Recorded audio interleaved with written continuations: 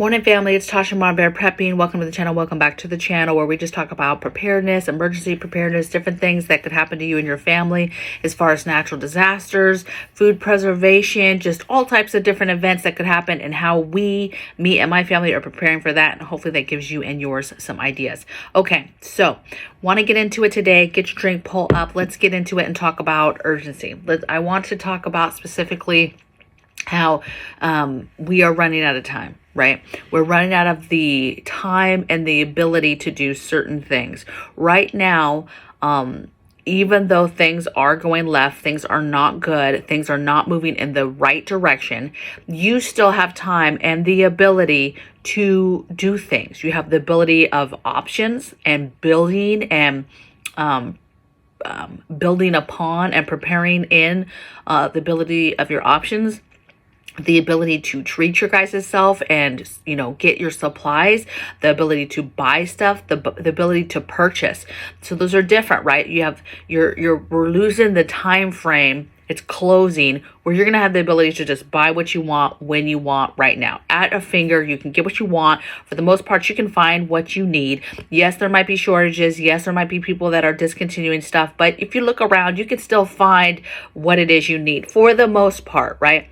You still have the ability to move money, move cash, purchase things, buy things, move money from accounts to accounts, pull money out of a bank account, put it into a bank account, pull it out of a savings, put it into a savings, buy stocks, buy bonds, buy silver, buy gold, whatever, pay down debt, whatever it has to do with money, you still have the ability right now, even though everybody and their mother's like, it's about to crash, it's about to crumble, economic collapse, it's here, it's coming, hurry up.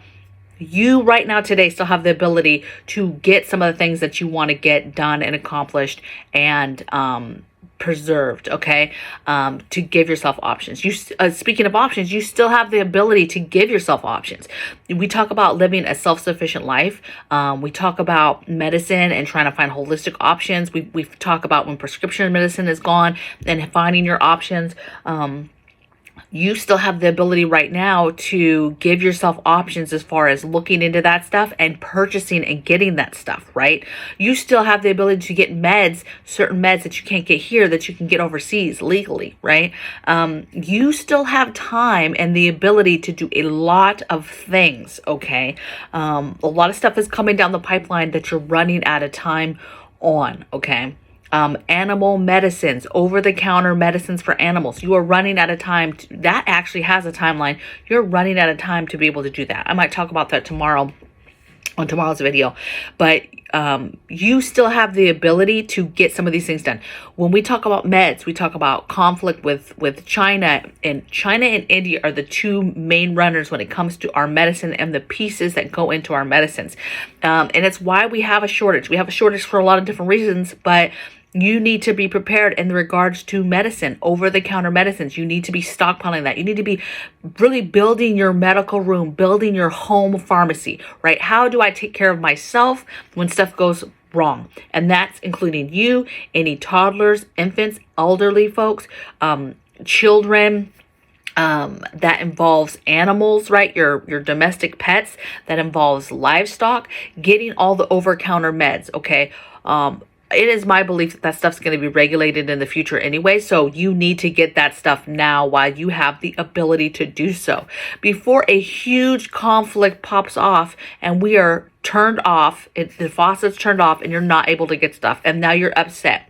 Right now, you can get your antibiotic kit. It is a kit with 5 different types of antibiotics. JASE Medical. Go there. Use the link in my description box for JASE Medical. Go there and get your antibiotics, okay? I know it's $250. $250. You guys know what the average citizen spends $250 on? Like that, on nothing, okay? This is on possibly life-saving medicine, okay? And you talk about the chances of you needing to use that over the next year, even if we run into some kind of conflict where you cannot get your prescribed meds, you cannot get antibiotics. We've already ran into a problem with antibiotics this year with shortages, and that's a problem, right? People not being able to get stuff when they need it. So buying this kit even one, and having it in your home ready to go, so that when an emergency, you can call your doctor and there's a shortage and you can't get it, and you could be like, okay, this is what's going on. Or you can have done the research, or you can read the information that comes with the stuff, or talk to the doctor further, because you talk to a real doctor on exactly what is what, when can it be used, what are all the different uses, and you have that information already, so ahead of time you know that. I cannot stress enough, if you do not have your JASE case, your antibiotic kit, get that, okay? Get it for multiple people in your family, right? You get it, hubby gets it, because it's a prescription, right? But get that in your house. I cannot stress that enough, okay? That's always in the link in the description box. I'll try to put it as a pinned comment today as well. But you're losing your ability to get medicines. When I run out of something, or we get low on a medicine, and I'm like, oh my goodness, like I need to get smarter on this, right? So you're losing the ability and the time to be able to get the things that you want to get. Those very, very important items that are not going to be available, or the ability to do something as simple as pull out cash out of the ATM. That's why it's important that you are diversified, that you spread your money out. You have options.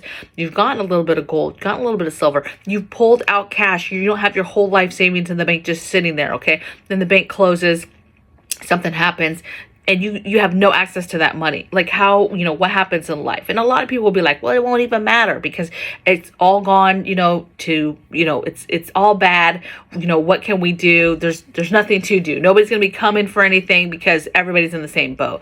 But I would venture you shouldn't bank on that. You should absolutely not just bank on that and just be sitting back like, oh, it's fine. Like everybody is going to be going through it. Nobody's going to have money. So no big deal. I'm just going to sit in this mortgaged home and nobody's going to do anything. Nobody's ever going to question me, ask me for anything. Document anything, whatever the case may be. Okay. I could just imagine, coming back online with the government and them saying like, we're going to seize your land if you can't pay this in full now. Yeah, we know that we just went through this catastrophic event and we had no money, we had nothing, but hey, pay up or you're going to be out, right? Just something crazy, right? I don't trust it. I don't trust the government, the policies that are written into different, preparedness. Basically, the things that scare me are the policies that are secretly written into preparedness and disaster type scenarios. Those are some of the scariest policies because they are some of the scariest stuff that nobody knows about. Nobody would agree to, but they take this catastrophic event that could happen and write into it that basically they can do whatever they want and they will do the following things, which in a normal free world, nobody would let happen. But because there's a, crazy catastrophic event, they're like, no, we can do it. And not only can we do it, but we've written it into law. So, I don't know what to tell you, right? I almost just went down a rabbit hole, you guys. That's for Patreon. That's not for here. But my point of this video today is continue to get out and do the things. I can't stress enough, do your inventories. You don't even have to be a rocket scientist with your actual, inventories. I need you to see what you have, fill your holes, continue to do that stuff. Continue to think about your food supplies in a way that is towards staples, towards ingredients, towards whole ingredients, and not necessarily prepared food, prepared packaged food. Now, is that stuff has a place?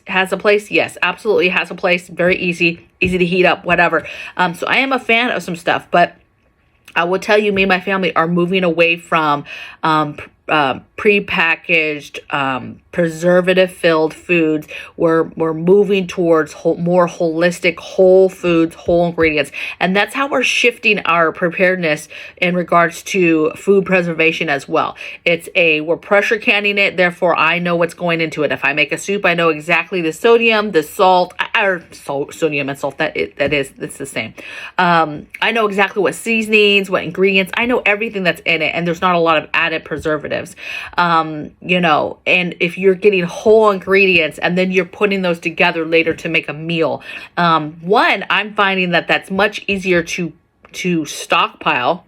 Okay, I might do a video on this later in this week. I'm finding that buying whole ingredients is much easier to stockpile than all this frivolous little grocery store food, packaged food, right? packaged, ready to go, preserved food, just ready to go, really super convenient. One, it's not healthy for us, it's not good for us, it doesn't stay, especially people who don't keep it the right way, and it's gonna be a problem in the future for them. But it's not good overall. It's not a good way to calculate how many meals you really have too. It's not the easiest to inventory in regards to how much food do I have, how many meals do I have. All that prepackaged stuff does not make it easier to actually see how much food you have. When you buy in bulk, that's much easier to do, okay? And you can literally take meals and say, okay, I'm going to buy in bulk all the raw ingredients for spaghetti. What do I need to make spaghetti in the future, right? What do I need to make whatever it is that we love to eat, right? How do I make that in the future? Okay. And what do I have to preserve now? What does that mean like in the future as far as getting that type of meat or whatever is needed for that to add to those whole ingredients that we've, stockpiled over the years. So that's how we're changing the game for our family. Probably going to do a video this week on that, to just kind of talk you through just the different things that I'm learning about food in regards to stockpiling it and how that's changing the dynamic of how we stockpile stuff. And this might not be different for some of you that are doing that. So we'll see from there. Okay. All right. Let's see. It's midweek. It's been kind of a slow week. I have a lot of business stuff to do today. A lot of stuff for my patrons that I'm doing. One of the tiers, they get a piece of merch, and so I have a bunch of merch that I need to send out to a group of them. So I hope you guys are good. I hope you guys are feeling good. I hope you're not feeling stressed. Take the urgency in this video to get things done, because your ability to do stuff now, you do not want to look back and be like, man, I wish I would have. I regret not doing this. I regret not doing that. Wow, I regret not getting any little bit of gold. I regret not getting those antibiotics. I regret not getting this stuff, right? Now's the time. Just do it and get it done. Figure it out, work it into your budget, and get stuff done. Don't break the bank. Don't kill yourself. Do what you're able to do with your budget and your current situation. And for some of you, I do understand that is a little different. I've done videos though before on how you do this cheaply or free, right? People do this all the time for very, very little money. Okay. I know folks that prep, and they have a very good stockpile, and they prep literally on free stuff. It takes a little bit of work, but there's free apps, and then there's low level stuff, low free stuff, right? You've got, yes, Dollar General and dollar stores, but you got thrift stores, you got all these different smaller places, you got garage sailing. So you have a lot of stuff that is either very, very cheap, much cheaper.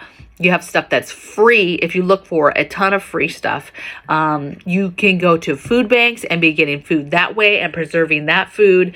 Of course, you're budgeting whatever food. Some folks will give themselves a prepping budget, and literally they only have $20 extra a month, and they take that $20 and they decide what they're going to spend that $20 on. They get that, they stockpile it. And you have to get over the mind twist with that, thinking, well, that $20 is nothing, right?